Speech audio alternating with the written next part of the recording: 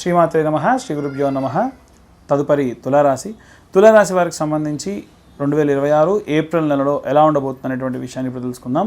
తులారాశి వారికి సంబంధించి బ్యాలెన్స్డ్గా ఉండేటువంటి మనుషులు, సంబంధాలు, నిర్ణయాలు చాలా ముఖ్యంగా మారుతాయి. రాష్ట్రాధిపతి శుక్రుడు అయిన కారణం చేత ఎక్కువ శాతము డ్యూటీ కాన్షియస్నెస్ ఎక్కువగా ఉంటుంది. అలాగే ఎవరైనా సరే బంధువులతోని సంబంధాలు కూడా విశేషంగా ఉంటాయి. వీరి గ్రహస్థితి ప్రభావం వలన కొంత అస్పష్టత ఉన్నప్పటికీ ఇతరుల మాటలు ఎక్కువ ప్రభావం చేస్తాయి. కానీ ఎవరైనా సరే సమయంలో మంచి అవకాశాలు వీరు అందుకునేటువంటి అవకాశం ఉంది. ముఖ్యంగా 1వ, 2వ వారాలు సాధారణంగా ఉంటుంది. 3వ, 4వ వారాల్లో శుభప్రదంగా ఉంటుంది. ఆఖరి వారం కాస్త జాగ్రత్తగా కూడా ఉండాలి. కుటుంబ మరియు ధనపరమైనటువంటి విషయానికి వస్తే కనుక కుటుంబంలో సర్దుబాటు అవసరం, ఆదాయం ఉంటుంది కానీ ఖర్చులు పెరుగుతాయి. ఆరోగ్యపరమైనటువంటి విషయాల్లో ఒత్తిడి, అలసట, చర్మ సమస్యలు రావచ్చు. అలాగే సరైనటువంటి నిద్ర లేకుండా కూడా ఇబ్బంది పడేటువంటి అవకాశం ఉంది. ఈ యొక్క తులారాశి వారికి సంబంధించి మొదటి వారంలో విద్యార్థి దశలో ఉన్నటువంటి వారికి సంబంధించిన విషయానికి వస్తే కనుక వీరికి యావరేజ్ పర్ఫార్మెన్స్ ఉంటుంది. కాన్సన్ట్రేషన్ కొంచెం తగ్గుతుంది. ఉద్యోగస్తుల విషయానికి వస్తే కనుక వీరు యొక్క సహోద్యోగులతో చిన్న చిన్న విభేదాలు రావచ్చు. వ్యాపారస్తులకు సంబంధించిన విషయానికి వస్తే కొత్త పెట్టుబడులు పెరుగుతాయి. అలాగే రాజకీయ నాయకులకు సంబంధించినటువంటి విషయానికి వస్తే కనుక సాధారణమైనటువంటి గుర్తింపు వీరికి ఉంటుంది. అంత ఎక్స్పెక్ట్ చేసిన మేరకు వచ్చేటువంటి అవకాశం ఉండదు. అలాగే ప్రజలలో వీరి యొక్క గుర్తింపు కూడా చాలా సాధారణమైనటువంటి స్థాయిలో ఉంటుంది. ఆరోగ్యపరమైనటువంటి విషయాల్లో అలాగే వృద్ధుల విషయాల్లో కూడా కాస్త జాగ్రత్త వహించాలి. కాస్త ఆరోగ్యం సాధారణంగా ఉంటుంది. విద్యార్థి దశలో ఉన్నటువంటి వారికి ద్వితీయ వారం, 2వ వారం విషయానికి వస్తే కనుక చదువులో కొంత ఇంప్రూవ్మెంట్ అనేటువంటిది పెరుగుతుంది. అలాగే ఉద్యోగస్తుల విషయానికి వస్తే ఈ యొక్క టీం వర్క్ వల్ల వీరు ఉత్తమమైనటువంటి పని పూర్తి చేసేటువంటి అవకాశం ఉంటుంది. చిన్న చిన్న లాభాలు వస్తాయి, కొత్త పరిచయాలు ఏర్పడతాయి.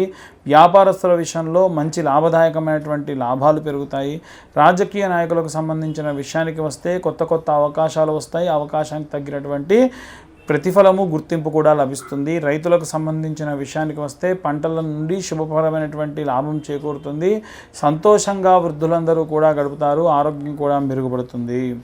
అనవసరమైనటువంటి ఆహార అలవాట్లు మానుకోవడం కానీ లేదా ఏదైనా కొత్త ఆహారాన్ని తీసుకునేటప్పుడు జాగ్రత్త వహించండి. విద్యార్థి దశలో ఉన్నటువంటి వారికే కాకుండా అందరికీ కూడా 3వ వారంలో ఎలా ఉంటుంది అని అంటే విద్యార్థులందరికీ కూడా చాలా మంచి ఫలితాలు వస్తాయి. ఎగ్జామ్స్లో విజయాలు సాధిస్తారు. ప్రమోషన్ లేదా అప్రిషియేషన్స్ ఉద్యోగస్తులకు లభిస్తుంది. లాభాలు ఎక్కువగా వ్యాపారస్తులకు వస్తాయి. కొత్త అవకాశాలు కూడా చేజిక్కించుకుంటారు. అలాగే రాజకీయ నాయకులకు సంబంధించిన విషయానికి వస్తే ప్రభావం పెరుగుతుంది. పేరు ప్రతిష్టలు పెరుగుతాయి. రైతులు పంటల నుండి చాలా మంచి లాభాలు కూడా గడిస్తారు. వృద్ధులు అలాగే ఆరోగ్యం బాలేనటువంటి వాళ్ళు ఆరోగ్యం బాగా మెరుగుపడుతుంది. అలాగే వీరు ఎవరైనా సరే ఆరోగ్యం బాలేకుండా ఉన్న వాళ్ళు చికిత్సకు తగినటువంటి ప్రతిస్పందన అనేటువంటిది లభిస్తుంది. 4వ వారము విద్యార్థులకు సంబంధించినటువంటి విషయానికి వస్తే కనుక వీరు ఏదైతే రిజల్ట్స్ కోసం ఎదురు చూస్తూ ఉన్నారో వాటి నుండి కాస్త టెన్షన్ ఎక్కువ అవుతుంది. మీరు ఎప్పటి నుంచో ఎదురు చూస్తున్నటువంటి పనులు కూడా మెరుగుపడతాయి. అలాగే ఉద్యోగస్తులు ఎవరైతే ఉంటారో కొన్ని రాజకీయాలు నడవడం వలన ఉద్యోగంలో కొంత ఇబ్బంది పడవచ్చు. జాగ్రత్తగా ఉండండి. ఖర్చులు కూడా పెరుగుతాయి. వ్యాపారస్తులకు ఖర్చులు పెరిగి నష్టానికి కూడా వచ్చే అవకాశం ఉంటుంది. రాజకీయ నాయకులకు సంబంధించినటువంటి విషయానికి వస్తే కనుక విమర్శలు, అపోహలు రావచ్చు. మార్కెట్ ధరల కంటే తక్కువ ధరకే రైతులందరూ కూడా ధాన్యాన్ని కానీ పండించిన పంటను అమ్మాల్సినటువంటి పరిస్థితి వస్తుంది. వృద్ధులు అలాగే ఆరోగ్యం బాగాలేనటువంటి వాళ్ళు కాస్త హెల్త్ చెకప్స్ చేయించుకోండి. మానసికమైనటువంటి ఒత్తిడి వీరికి పెరిగే అవకాశం ఉంటుంది. సాధారణంగా ఏంటంటే ఈ యొక్క తులారాశి వారికి సంబంధించి నిర్ణయాలు ఆలోచించి తీసుకోవాలి. ముఖ్యమైనటువంటి పనులు 3వ వారంలో చేయడం మంచిది. ఖర్చుల నియంత్రణ అనేటువంటిది కూడా ఉండాలి. అలాగే వీరు శుక్రవారం నాడు లక్ష్మీదేవిని ప్రార్థించడము, అలాగే ఓం నమో శుక్రాయ నమః అనేటువంటి జపం చేయడము, తెల్లటి వస్త్రములు లేదా లైట్ క్రీమ్ కలర్ దుస్తులు ధరించడం మంచిది. తులారాశి వారికి సంబంధించి ప్రేమ, వివాహ, ఉద్యోగ, విదేశీ పరమైనటువంటి విషయాల్లో ఎవరైనా ఏదైనా కీలక నిర్ణయాలు తీసుకోవాలి అంటే 3వ వారం ఆ యొక్క నిర్ణయం తీసుకోవడం మంచిది. ఇక అందరూ కూడా ఎలాంటి రెమెడీస్ తీసుకోవాలి, ఏ మంత్రం చదవాలనేటువంటి విషయాన్ని ఇప్పుడు మనం తెలుసుకుందాం. ఎవరైనా బలీయమైనటువంటి కోరికలు కోరుకున్నటువంటి వాళ్ళు ఎవరైనా ఉంటే ఎవరన్నా మనుషులు మారాలి అనేటువంటి ఒక ఉద్దేశంతో కనుక ఉంటే ప్రతి సోమవారం కూడా ఒక ఆలగడ్డని 2 ముక్కలుగా చేసి ఈ యొక్క రావి చెంబులో వేసుకొని, నీళ్లు నింపినటువంటి రావి చెంబులో వేసుకొని, నీళ్లు మళ్ళీ పొంగి కింద పడకుండా చూసుకొని ఆ మొత్తంలో వేసుకొని మీరు నోట్లో నుంచి మనసులో అనుకునేటువంటి మంత్రం ఓం నమ శివాయ, ఓం నమో నారాయణాయ, ఓం పరబ్రహ్మణే నమః అని 3 మంత్రాలు చదివి ఆ నీటిపైన ఊదాలి. చెయ్యి అడ్డు పెట్టి ఇలా ఊదండి కొని.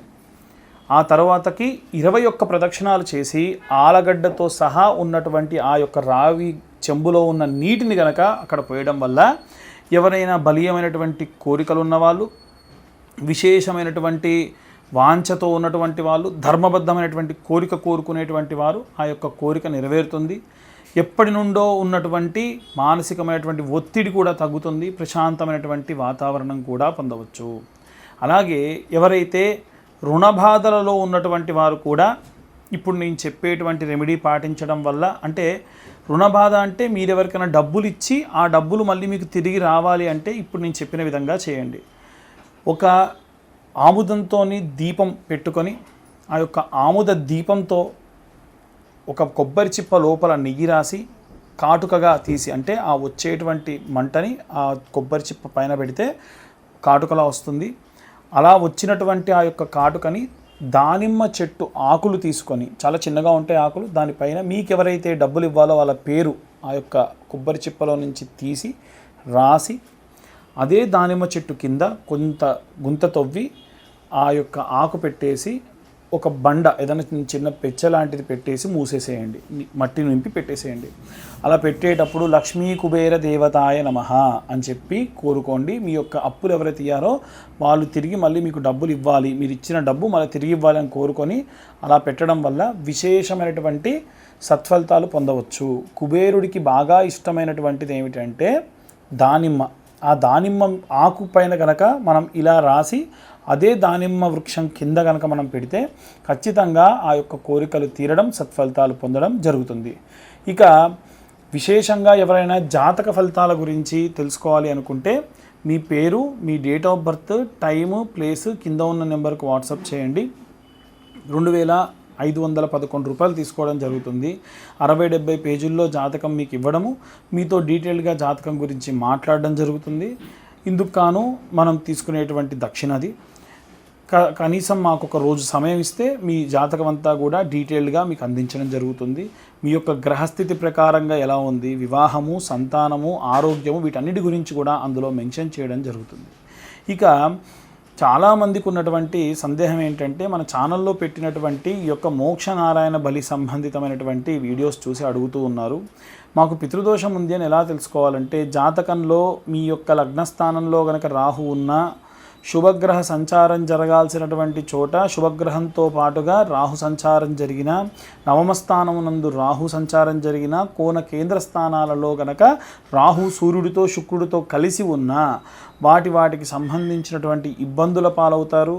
అలా వివాహం ఆలస్యం కావడము, సంతానం ఆలస్యం కావడము, సంతానం అంగవైకల్యంతో పుట్టడము, ఇంట్లో ఉన్నటువంటి వారు ఏదైనా సరే సూసైడ్ అటెంప్ట్స్ లాంటివి చేయడము, ఇంట్లో ఉన్నటువంటి పెద్దవాళ్ళు ఎవరూ కూడా 60 సంవత్సరాలకు మించి బ్రతకకపోవడం, ఇలాంటివి ఎన్నో రకాలైనటువంటివి సమస్యలు అవి సూచనగా కనిపిస్తూ ఉంటాయి. ఇలాంటివి ఏవి ఉన్నా సరే కింద ఉన్న నెంబర్కు కాంటాక్ట్ చేసి మోక్షనారాయణ బలి పూజ లాంటివి చేయించుకోవడం ఉత్తమం.